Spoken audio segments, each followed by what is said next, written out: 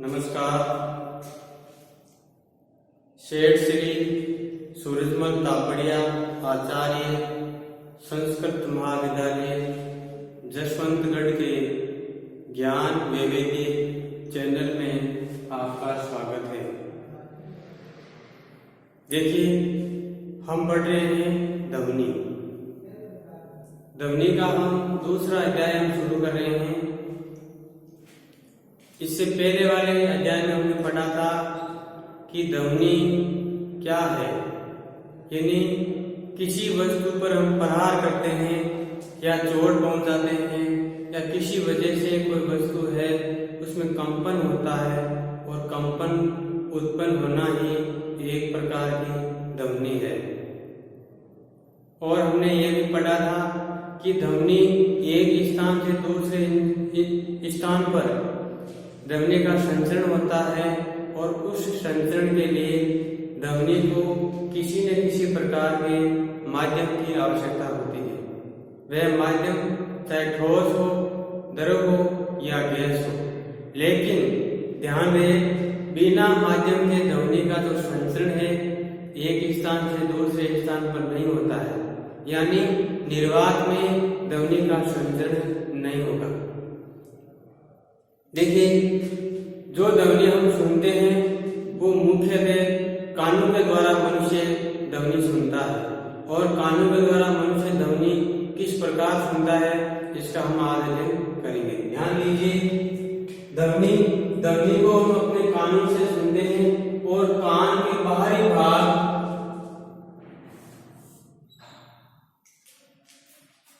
कान का जो बाहरी भाग है इस भाग को फनल या कील जैसी संरचना होती है। यह फनल या कील जो ध्वनि को सुनने में अपनी मुख्य भूमिका निभाता है। जब ध्वनि इसमें प्रवेश करती है तो ये एक नलिका से गुजरती है और हमारे कान के अंदर एक नलिका है।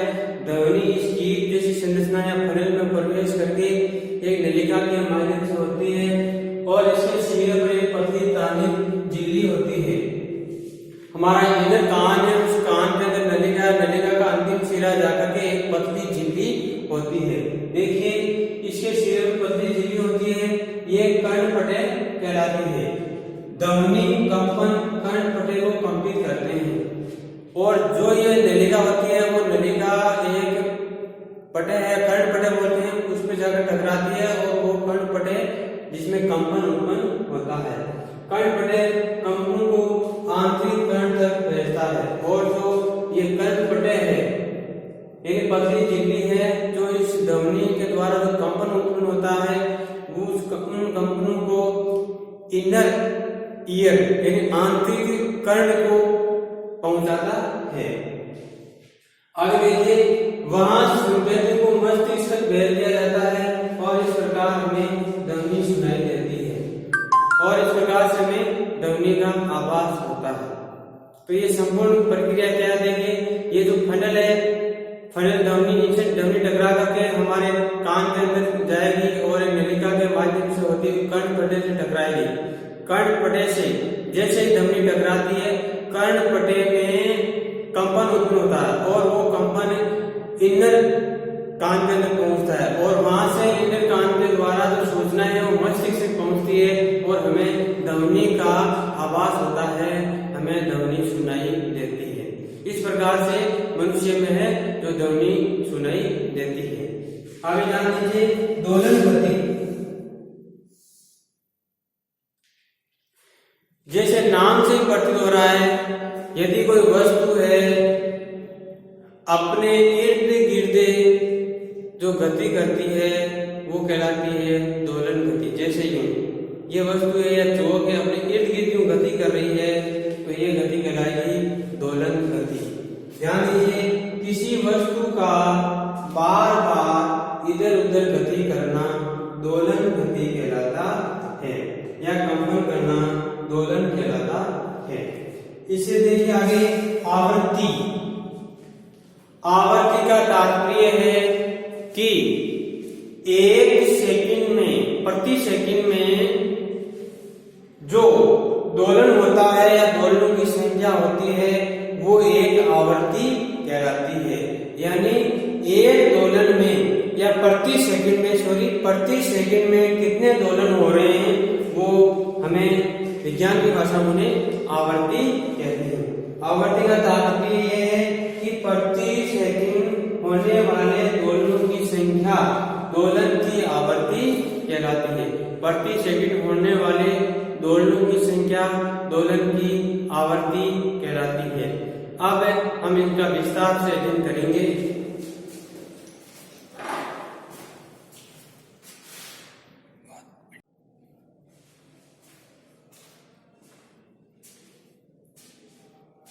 ध्यान दीजिए, हम ध्वनि को अपने कानों के द्वारा सुनते हैं। हम जानते हैं कि जो ध्वनि हम सुन पा रहे हैं वो हम अपने कानों के द्वारा सुन पाते हैं।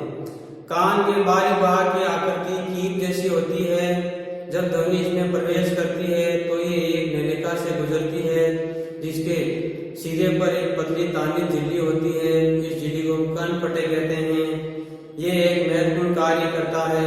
ये जानने के लिए कि कर्णपटे क्या कार्य करता है, आइए टीन के डिब्बे पर एक कर्णपटे की संरचना का हम क्रियाकलाप करते हैं।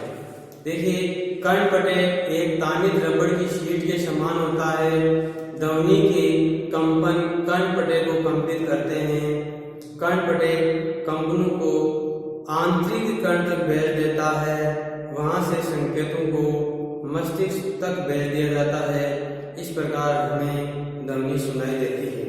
आगे ध्यान दीजिए, कभी कभी अपने कानों से कोई तीखी या तीक्ष्ण, नुकीली या कठोर वस्तु नहीं डालनी चाहिए। ध्यान दीजिए, हमारे कान में कभी तीखी या नुकीली या कठोर वस्तु नहीं डालनी चाहिए। तीखी, कठोर या नुकीली वस्तु डालने से जो है हमारे कान के जो आंतरिक भाग है और उस आंतरिक भाग के अंदर जो झिल्ली है, कर्णपटे है, इस कर्णपटे को नुकसान हो जाता है और हमें सुनाई नहीं देता है। आगे देखिए, जिससे कर्णपटे को नुकसान होता है इससे सुनने की शक्ति कम हो जाती है। कंपन का आयाम, आवर्तकाल और आवृत्ति। किसी वस्तु का इधर उधर गति करना कंपन कहलाता है। इस गति को दोलन गति भी कहते हैं। आवृत्ति, देखिए, प्रति सेकंड होने वाले दोलनों की संख्या को दोलन की आवृत्ति कहते हैं। आवृत्ति को हर्ट्ज में मापा जाता है, HZ। इसका संकेत HZ होता है। HZ आवृत्ति एक दोलन प्रति सेकंड के बराबर होता है। यदि कोई वस्तु एक सेकंड में 20 दोलन पूरा करती है तो इसकी आवृत्ति क्या होगी? देखिए, आयाम तथा आवृत्ति किसी ध्वनि के दो महत्वपूर्ण गुण हैं, आयाम और आवृत्ति। प्रबलता और तारतम्य। ध्यान दीजिए, प्रबलता और तारतम्य क्या होता है? ध्वनि की प्रबलता उनके आयाम पर निर्भर करती है। जब किसी कंपित वस्तु का आयाम अधिक होता है तो इसके द्वारा उत्पन्न ध्वनि प्रबल होती है। जब आयाम कम होता है तो उत्पन्न ध्वनि मंद होती है। देखिए, ध्वनि की प्रबलता, यानी ध्वनि की प्रबलता के आधार पर हम ध्वनि की जो है ज्यादा या कम होने की वजह से हम उनको मापते हैं प्रबलता के अंदर। कैसे मापते हैं? ध्वनि की प्रबलता ध्वनि उत्पन्न करने वाले कंपनों के आयाम के वर्ग के समानुपाती है। उदाहरण के लिए,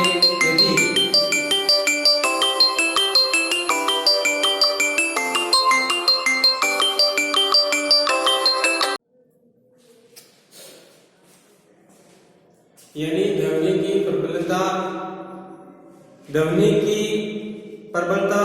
ध्वनि उत्पन्न करने वाले कंपनों के आयाम के समानुपाती है। उदाहरण के लिए, यदि आयाम 2 गुना हो तो प्रबलता 4 के गुणा में बढ़ जाती है। प्रबलता को डेसिबल मात्रक में व्यक्त करते हैं, डीबी। निम्न सारणी विभिन्न स्रोतों से आने वाली ध्वनि की प्रबलता का कुछ बोध कराती है। देखिए, सामान्य श्वास, यदि हम श्वास लेते हैं और इसमें जो ध्वनि उत्पन्न होती है वो ध्वनि है 10 डेसिबल। मंद फुसफुसाहट 30 डेसिबल। सामान्य बातचीत या वार्तालाप, हम सामान्य बातचीत करते हैं या वार्तालाप करते हैं, उसमें जो ध्वनि उत्पन्न होती है वो है 60 डेसिबल। व्यस्त यातायात 70 डेसिबल 70, और औसत फैक्ट्री 80 या 80 डेसिबल। 80 डेसिबल से अधिक जो प्रबल ध्वनि है वो शोर या हमारे शरीर के लिए कष्टदायक होती है। देखिए, ध्वनि की प्रबलता उसके आयाम पर निर्भर करती है। जब किसी कंपित वस्तु का आयाम अधिक होता है, जब किसी कंपित वस्तु का आयाम अधिक होता है तो इसके द्वारा उत्पन्न ध्वनि प्रबल होती है। जब आयाम छोटा होता है तो उत्पन्न ध्वनि मंद होती है। किसी बच्चे की ध्वनि की तुलना एक वयस्क से कीजिए, क्या इसमें कुछ अंतर है? चाहे दोनों ध्वनियां समान रूप से प्रबल हो, फिर भी उनमें कुछ भिन्नता है।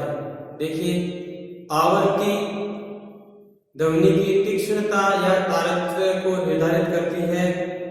यदि कंपन की आवृत्ति अधिक है तो हम कहते हैं कि ध्वनि तीखी है।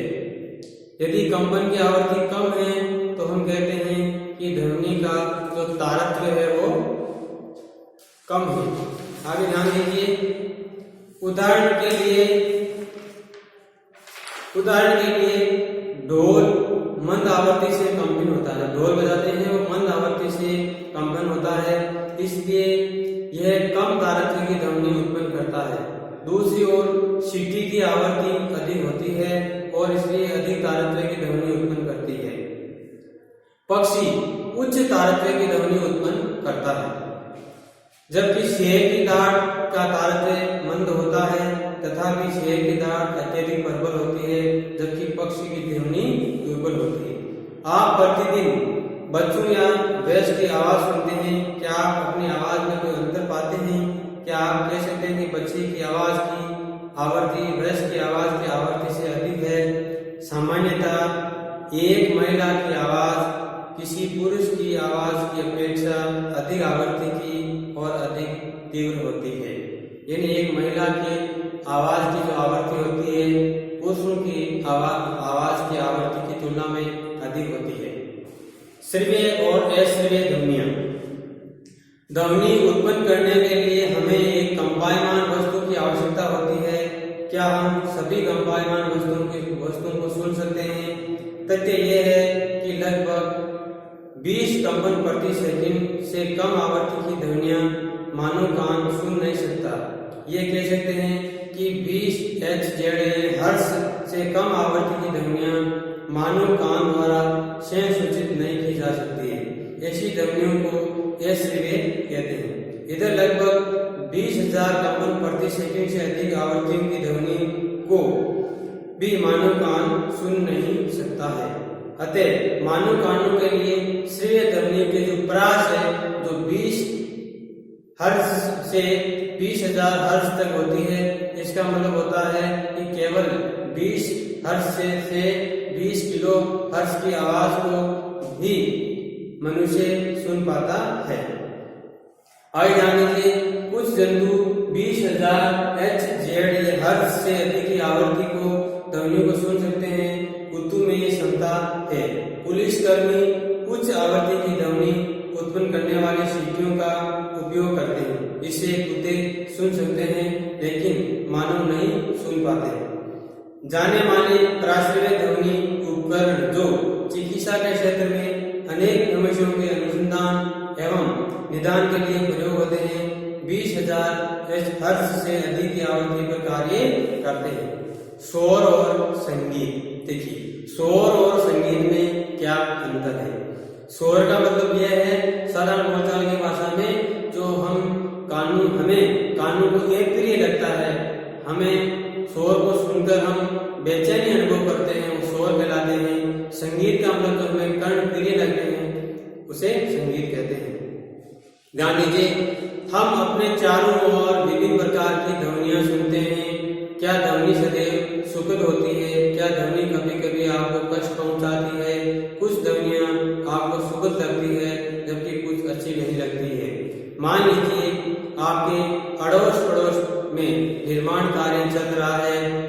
निर्माण स्थल से आने वाली ध्वनियां सुखद प्रतीत होगी?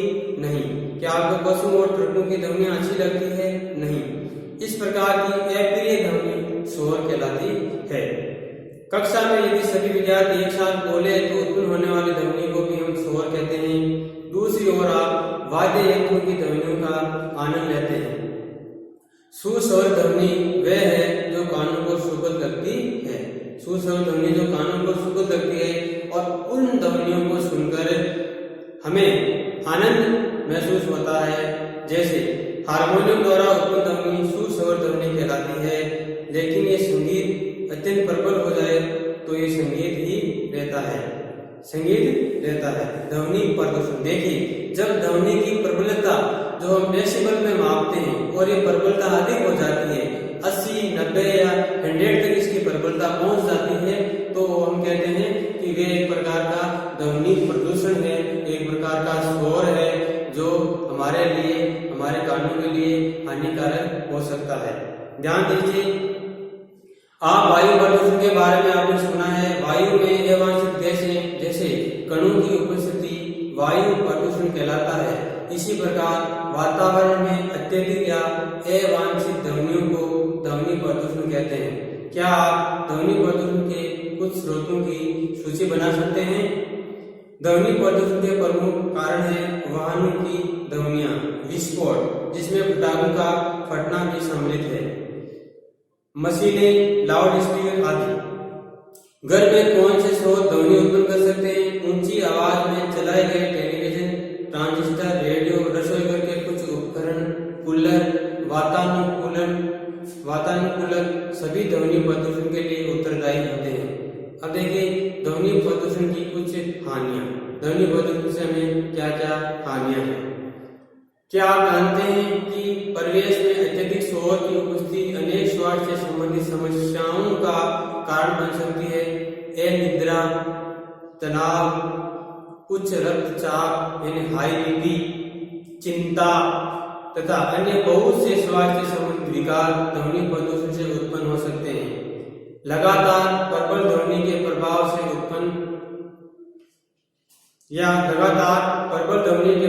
रहने वाले व्यक्ति की सुनने की क्षमता अस्थायी या स्थायी रूप से कम हो जाती है। ध्वनि प्रदूषण को सीमित रखने के उपाय। ध्वनि को नियंत्रण करने के लिए हमें ध्वनि के स्रोतों पर नियंत्रण रखना चाहिए। ये कैसे किया जा सकता है? इसके लिए वायुयानों के इंजन, यातायात के वाहन, औद्योगिक मशीनों, घरेलू उपकरणों में रवसामक युक्तियां लगानी चाहिए या जिसको बोलते हैं साइलेंसर लगाना चाहिए। आवासीय क्षेत्रों में ध्वनि प्रदूषण को कैसे हम नियंत्रण करते हैं, यानी जहाँ आबादी है वहां पर ध्वनि प्रदूषण को कैसे कम किया जा सकता है?